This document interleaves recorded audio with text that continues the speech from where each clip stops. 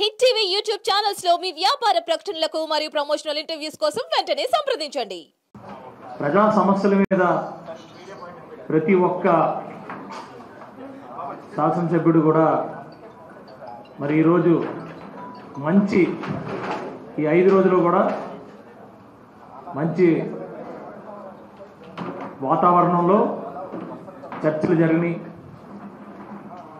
మాకు అదృష్టం, మొట్టమొదటిసారిగా 88 మంది ఈ సభకి రావడం జరిగింది.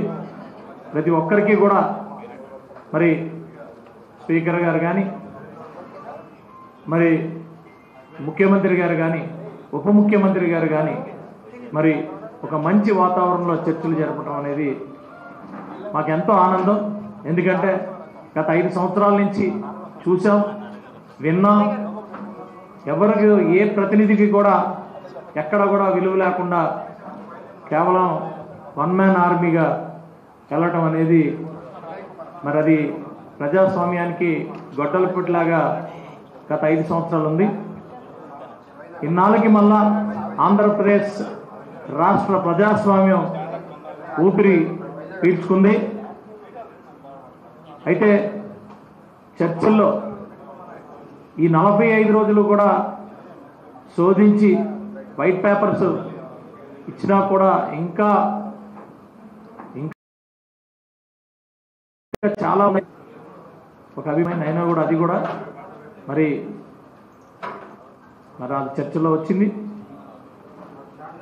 అకౌంటబిలిటీ కోసం కూడా మరి పెద్దలు ఉప ముఖ్యమంత్రి గారు పవన్ కళ్యాణ్ గారు చాలా స్పష్టంగా మరి చర్చలో చెప్పడం జరిగింది. అకౌంటబిలిటీ అలాగే ముఖ్యమంత్రి గారికి చాలా క్లారిటీగా ఆఖరికి నేను తప్పు చేసినా కూడా మీరు డెఫినెట్గా శిక్షించాల్సిందిగా అనే మాట నిజంగా ఈరోజు ప్రతి ఒక్కరూ కూడా మరి అందరూ కూడా ఆనందించాల్సిన విషయం. డెఫినెట్గా మా ఎన్డీఏ ప్రభుత్వం ప్రజలకి కస్టోడియన్గా ఉంటూ ప్రజల సమస్యల మీద నిత్యం సాల్వ్ చేసుకుంటూ మళ్ళా ఈ ఆంధ్రప్రదేశ్ రాష్ట్రాన్ని పునర్నిర్మించుకుంటామని చెప్పి చాలా కాన్ఫిడెంట్గా మొదటిసారి ఎమ్మెల్యే అయిన నాకు కూడా చాలా కాన్ఫిడెన్స్ క్రియేట్ అయింది. ఈ ఉత్సాహంతో ప్రజల్లోకి వెళ్ళి ప్రతి ఒక్క ఎమ్మెల్యే కూడా ప్రజల్లోకి వెళ్ళి మేము డబ్బులు లేకపోయినా కూడా చిత్తశుద్ధితో ప్రజల సమస్యల మీద పూర్తిగా సొల్యూషన్ దిశగా పనిచేస్తాం చేసే ఒక కాన్ఫిడెన్స్ మాకు ఈ సభ క్రియేట్ చేసింది. అయితే ఒక ప్రతినిధిని ఎన్నుకున్న తర్వాత ఆ ప్రతినిధి సభ జరిగిన సమయంలో ఇక్కడ ఉండాలి. ఒక ప్రజాస్వామ్య పార్టీ అయితే డెఫినెట్గా ఏ కండిషన్లో ఉన్నా కూడా పార్టిసిపేట్ చేస్తుంది. కానీ వైఎస్ఆర్సీపీ పార్టీ కానీ నాయకుడు కానీ 1+10 జగన్మోహన్ రెడ్డి అండ్ +10 ఈ 11 మంది కూడా గైర్హాజరు అవ్వడం వాళ్ళని ఎన్నుకున్న ప్రజల్ని అవమానించటమే.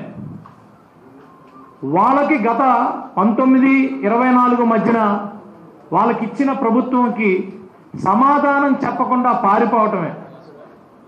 ఈ 5 రోజులు చర్చల్లో అనేకమైన విషయాలు వచ్చాయి.